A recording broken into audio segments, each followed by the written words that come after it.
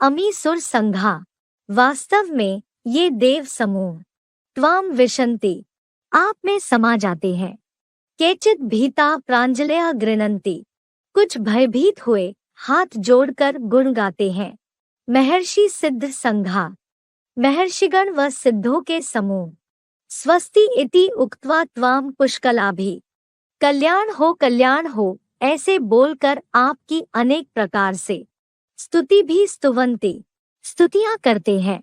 कि अमी सुर संघा त्वाम विशन्ति, केचित भीता प्रांजलया गृणन्ति, महर्षि सिद्ध संघा स्वस्ति इति उक्त्वा त्वाम पुष्कलाभि स्तुति भी स्तुवन्ति। भावार्थ, वास्तव में ये नौकुरी के ब्राह्मण सो देव समूह आप विराट रूप में समा जाते हैं। अतः कुछ भक्त भयभीत हुए हाथ जोड़कर गुण गाते हैं। विश्व कल्याण भाव के महर्षिगण व सिद्धों के समूह कल्याण हो ऐसे बोलकर शास्त्र सम्मत आपकी अनेक प्रकार से वेद मंत्रों, कीर्तन आदि द्वारा स्तुतियां करते हैं।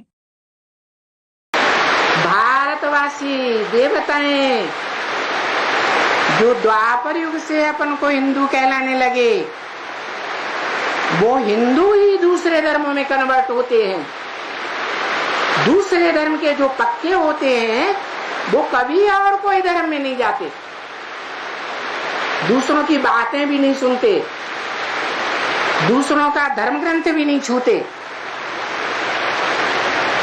वो सिर्फ अपने धर्म पिता को ही मानते हैं। ये तो भारतवासी हिंदू हैं जो सतयुग त्रेता में देवताएं भी थे। देवता बनने से पहले संगम युग में नौकुरी के ब्राह्मण थे। कोई कहेगा नौकुरियों के ब्राह्मण क्यों थे? क्योंकि 63 जन्मों में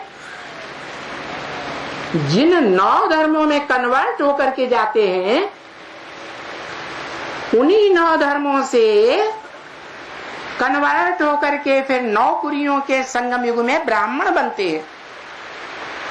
भक्ति मार्ग में तो ब्राह्मणों को ही उड़ा दिया।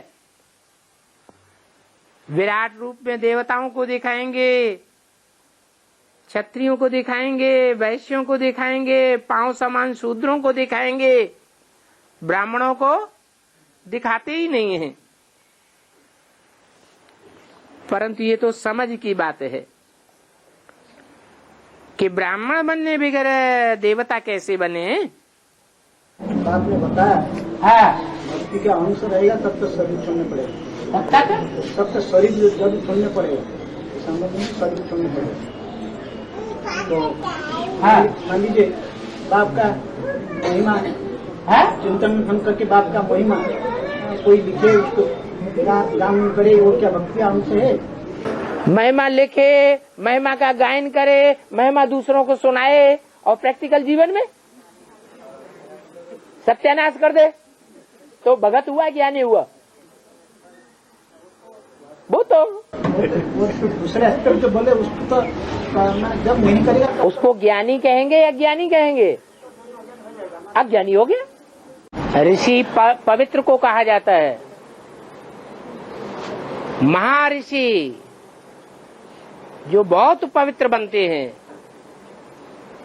उनको महर्षि कहा जाता है।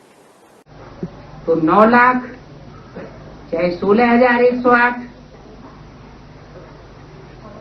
चाहे श्री श्री 108 जगत गुरु महाराज का जो टाइटल धराते हैं, वो तो झूठा टाइटल धरवाई लेते हैं। वास्तव में ये टाइटल है परमपिता परमात्मा शिव का, जो 108 सिद्ध आत्माओं को तैयार करता है। सिद्ध आत्मा का मतलब ही है जो संकल्प किया वो सिद्ध हो जाए। सत संकल्प, वाचा भी बोलने की जरूरत नहीं, संकल्प किया और सिद्धि मिली।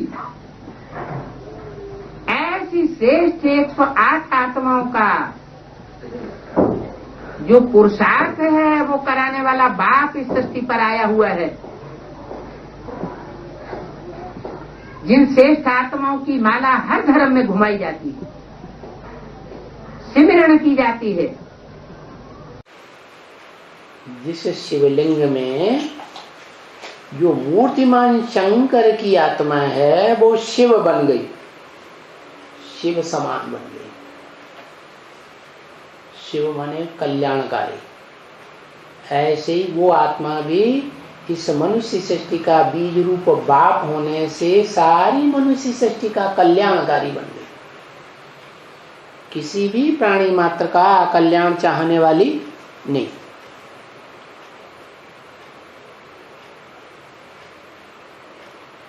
सन्यासी लोग भी जब भाषण करते हैं तो अंत में बोलते हैं विश्व का कल्याण हो, प्राणियों में सद्भावना हो, चाहे वो पशु हो, पक्षी हो, कीड़े हो, पतंगे हो, किसी भी कैटेगरी की आत्माएं हो, सब में सद्भावना पैदा हो जाए, ऐसी श्रेष्ठ कल्याणकारी भावना। तो जो मनुष्य सृष्टि का बीज मूर्तिमान शंकर कहा जाता है, वो भी बाप समान निराकारी, निर्विकारी, निरहंकारी, कल्याणकारी बन जाता है सारी मनुष्य सृष्टि के लिए। सृष्टि का विनाश होने वाला है, क्या मैं शंकर द्वारा विनाश कराता हूं। तो विनाश कराना ये अच्छी बात है, बुरी बात है? जो अज्ञानी होंगे वो कहेंगे यार ये तो ठीक बात नहीं।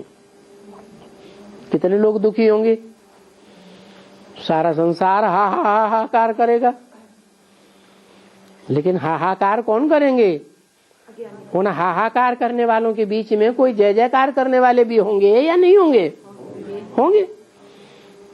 तो कौन श्रेष्ठ हुए? वो जय जय कर करने वाले इतने श्रेष्ठ हैं कि जो हाहाकार करने वालों की प्लेंटियन तादाद है, उनके कर्मों के ऊपर जीत पाने वाले हैं। इसलिए उनको वाहवाही उनके दिल से निकलती है कि ईश्वर ने जो किया, ये सारे संसार का विनाश किया, किसके लिए किया? हमारे लिए किया।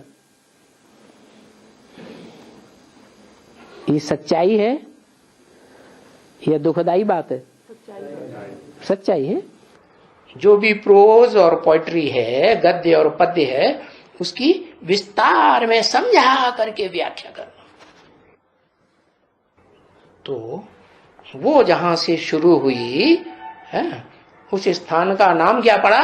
आध्यात्मिक ईश्वरीय विश्वविद्यालय।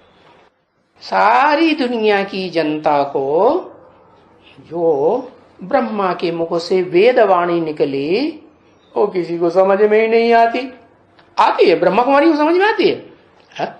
उनको ही नहीं समझ में आती। यही नहीं समझ में आता है कि उस वेदवाणी में एक का ही सारा कथा कहानी बताई। इसलिए ऋग्वेद में वो ऋचा फर्स्ट क्लास लिखी हुई है। क्या? एको सदविप्रा बहुधा वदंती। एक ही सच्चा विप्र है। विप्र माने ब्राह्मण। क्या? एक ही सच्चा विप्र है, ब्राह्मण है, जो शास्त्रों में अनेक प्रकार से गाया हुआ है। समझा? क्या समझा? हाँ। और बाबा क्या कहते? अगर बायोग्राफी है देखनी हो तो फर्स्ट क्लास बायोग्राफी किसकी? और सब बायोग्राफी भरतनाट्य पहनी, मुरली में बोलते हैं क्या? फर्स्ट क्लास बायोग्राफी किसकी? शिव बाबा की।